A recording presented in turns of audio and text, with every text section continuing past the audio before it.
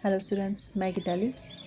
मैं आज शेखर एक जीवनी की जो व्याख्या मैं कर रही थी, तो आज उसके अगला हिस्सा वो मैं आप लोगों के साथ साझा करूँगी। तो आप लोग मेरे साथ जुड़े रहिए, ठीक है। तो हम भी देखेंगे, जब हम साथ चाहते बैठा रह गया। अभी किताब में देख लेते हैं। जब हम साथ चाहते हैं, ध्वनि चाहते हैं, तब नीरवता हमें खटकती है। हम उसे सुनते हैं और वह हमें बोलती हुई जान पड़ती है। उस शब्द से बोलती हुई जान पड़ती है जिसके लिए प्राचीन काल में किसी मनस्तत्वविद साहित्यकार ने साई साई करना वाक्य प्रयुक्त किया था। शेखर को यह नहीं जान पड़ता कि वहाँ की नीरवता साई साई कर रही है, उसे काटने को आ रही है। मैं रात भर बंद रहूँगा, भोजन नहीं मिलेगा, सो नहीं सकूँगा, पिता ढूंढते फिरेंगे, ये सब चिंता उसके मन में आई ही नहीं। वो एक भव्य सुंदर आनंद में विह्वल शांति युक्त आत्मविस्मृत स्वीकृति में बैठा रहा, बैठा ही रह गया। वो किस समय की बात है? जब वो अजायब घर में पहुंच जाते हैं, ठीक है ना। वहाँ क्या होते हैं कि साहित्य में सन्नाटे की ध्वनि को ही साई साई का नाम दिया गया है। देखो ना, अभी साई साई एकदम शांति। इस क्षण बंद अजायब घर के भीतर अकेले वो घुस जाते हैं, ठीक है ना, शेखर। और मौन बैठे शेखर को भी प्रतीत हो रहा था कि जैसे सारा वातावरण साई साई कर रहा है, एकदम शांत था। तब उसे कोई डर भी नहीं लग रहा था, लेकिन पहले लगा था। लेकिन उसका मन अभी क्या हो गया? पूरा शांत है, ठीक है ना।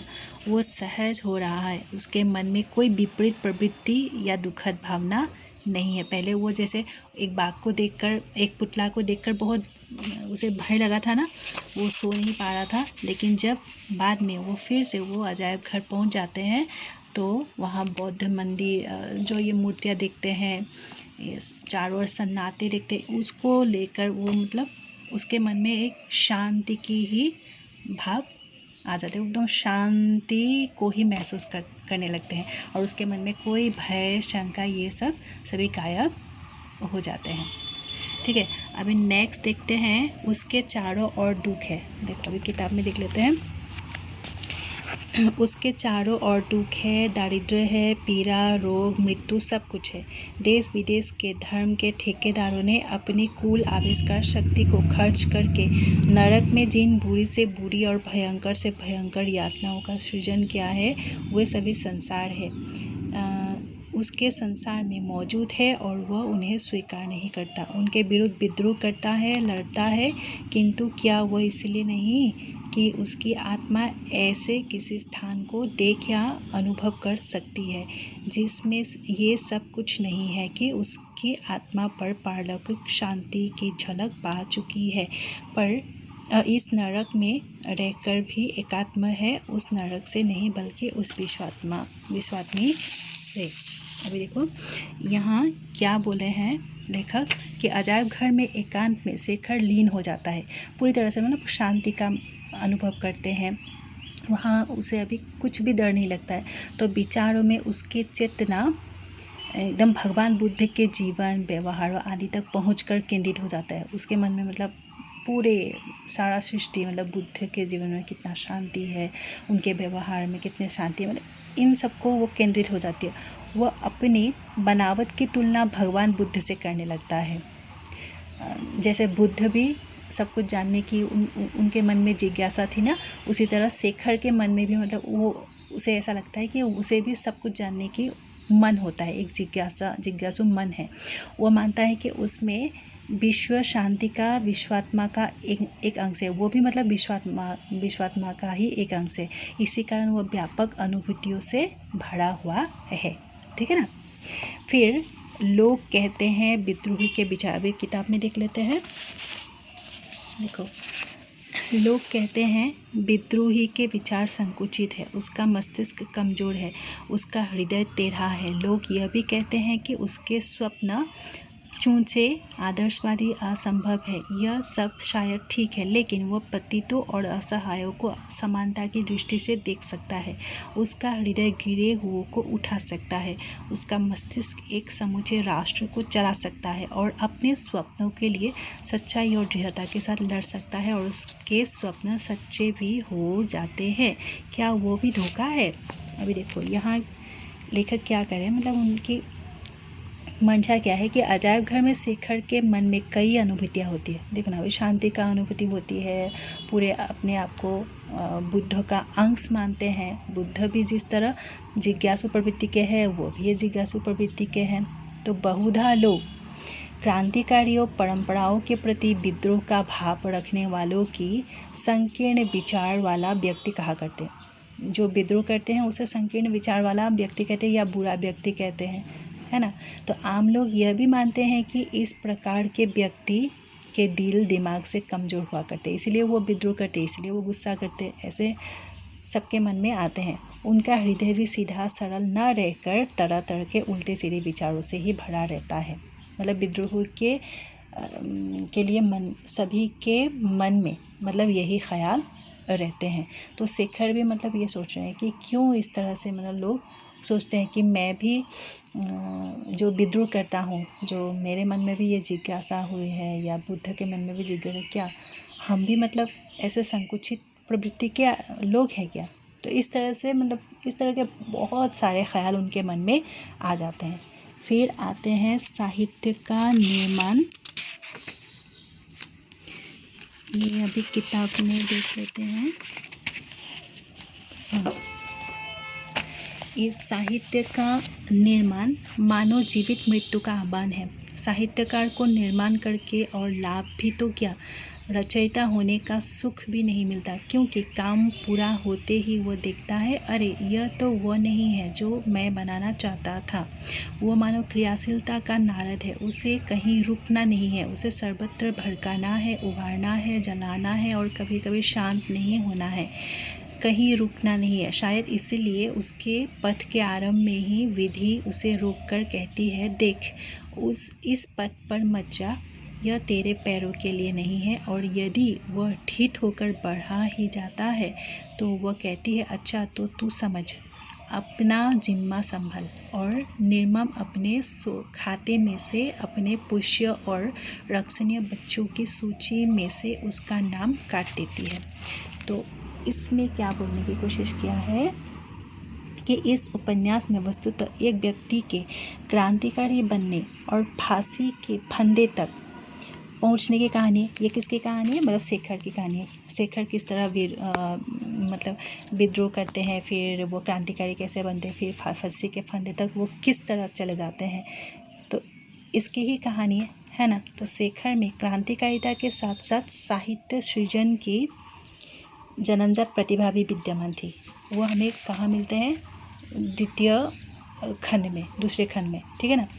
जब मतलब ये गांधी जी के असहयोग आंदोलन से वो प्रभावित हो गए थे, तभी मतलब हिंदी के प्रति उसके मन में रुचि हो गई थी, भारत के प्रति, अपने देश के लिए, देश के सम्मान के लिए कुछ करने का एक मंशा जग गई थी। तभी उसने यही सोचा कि मैं एक किताब लिखूंगा, वो भी हिंदी के, ठीक है ना।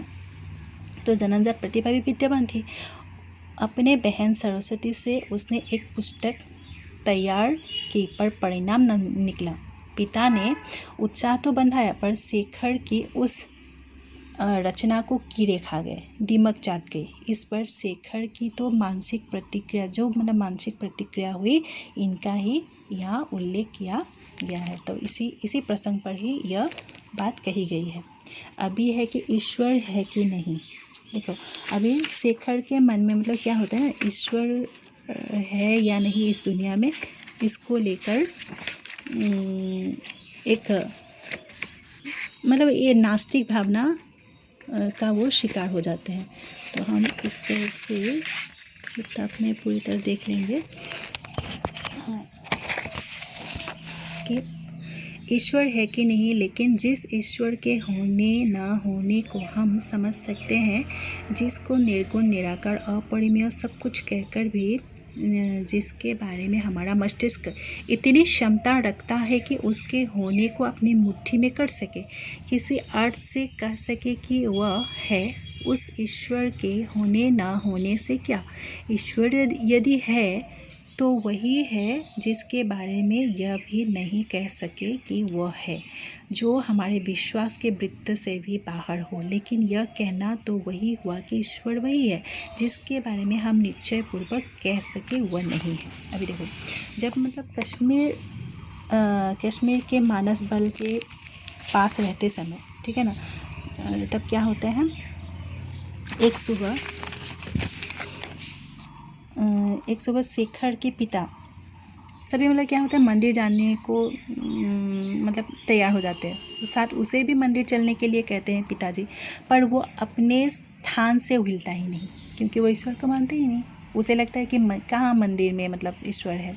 तो मंदिर से वापस आकर तो तभी तो पिता कुछ नहीं बोलते हैं, चुपचाप चले जाते हैं, क्योंकि उसके बच्चे को तो वो मतलब अभी ले जा नहीं सकते, मतलब उसके बच्चों से तो वो वाकिफ़ है ही, वो उसके बच्चे मतलब एक बार कह दिया तो कह दिया, उसके वो बात और नहीं मानेंगे। लेकिन मंदिर से वापस आकर फिर पूछने पर शेखर फट पड़ता है और कहता है कि वो ईश्वर को नहीं मानता है, तभी ये ईश्वर झूठा। तभी मतलब उसके पिताजी उसको इतना मारता है कि, लेकिन उसके मारने पर भी उसे कोई दुख नहीं होता है, वो विजय का मतलब विजय होने का ही भाव उसमें आ जाता है कि वो विजयलक्ष्य की अनुभूति में प्रफुल्लित ही होता है कि मैं मतलब नहीं गया, कि ईश्वर को नहीं मानता तो मैं वहाँ तक नहीं गया। तो इसमें ही जैसे वो विजय की अनुभूति उसमें हो जाते हैं। फिर आते हैं, उसने देखा, ये देखो, हाँ किताब में देख लेते हैं। उसने देखा, समझ लिया कि कोई किसी का नहीं है, यानी इतना नहीं है कि उसका स्वामी निर्देशक भाग्य विधायक बन सके। कोई ऐसा नहीं है जिस पर निर्भर किया जा सके, जिसे प्रत्येक बात में पूर्ण अचूक माना जा सके। यदि किसी का कोई है तो उसकी अपनी बुद्धि, मनुष्य को उसी के सहारे चलना है, उसी के सहारे जीना है। ऐसे स्थान अवश्य है जहाँ बुद्धि जवाब दे जाती है, लेकिन इसमें वह ईमानदारी है जो बात नहीं जानती वहाँ पर चुप रहती है, गलत उत्तर नहीं देती। अभी देख लेते हैं यहाँ मतलब क्या है। शेखर के माता पिता, घर परिवार के अन्य सदस्यों, यहाँ तक कि नौकर जिन्या के व्यवहार को देख सुनकर शेखर इस निर्णय पर पहुंच जाते हैं कि यहाँ कोई किसी का नहीं है, क्योंकि वो एक जवाब चाहते हैं। उस जवाब को कोई भी मतलब ढंग से भी नहीं देते और उसके आगे मतलब सब कुछ छुपाने की कोशिश करते हैं। जैसे पूर्ण और अचूक सत्य को जानकारी दे पाने की क्षमता ही अगर किसी में नहीं है तो फिर किसी पर निर्भर कैसे किया जा सकता है। जब उसके तीसरा भाई आ जाता है, उस जिन्या के मुख से ये मालूम चल पड़ता है कि उसके एक तीसरा भाई हो गया है। लेकिन जब वो ये पूछते हैं कि बच्चे कहाँ कैसे पैदा होते हैं, तब मतलब जिन्या शर्मा के बोलते हैं कि बच्चे तो मतलब ईश्वर की मर्ज़ी से ही आते हैं। मतलब माँ भी ऐसे बोलते हैं, पिता ने भी ऐसे ही बोले। तो उसे इतना मतलब वो उस जवाब से खिन्न होता है।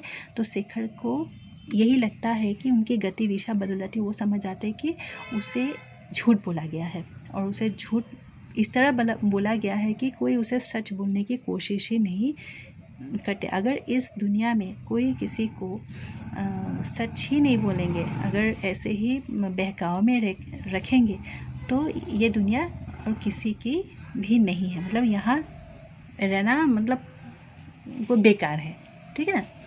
तो इस दुनिया से वो पूरी तरह उब जाता है। फिर लोग प्रायः भूल ही जाते हैं, यहाँ हम किताब को देख लेते हैं पहले, उसके बाद ही